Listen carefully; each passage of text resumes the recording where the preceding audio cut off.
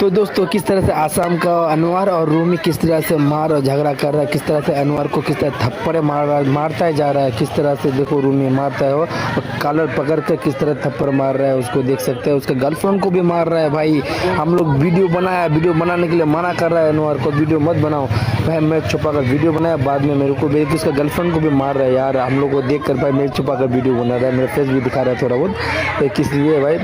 तो दोस्तों आज ईद का दिन था, इसीलिए हम लोग कोई गोट बीच में गया था घूमने के लिए, तो सोचा नहीं था इस तरह से हमला होगा। 2 हमला हो चुका था, आसाम का ही था भाई।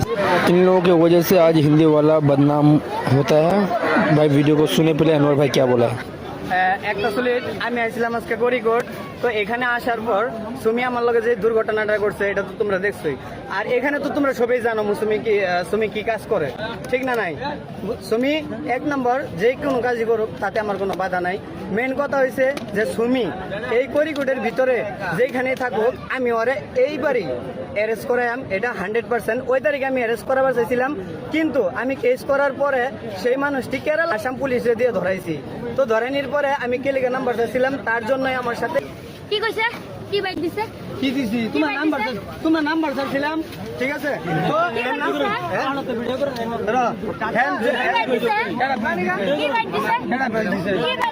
কি বাইক দিছে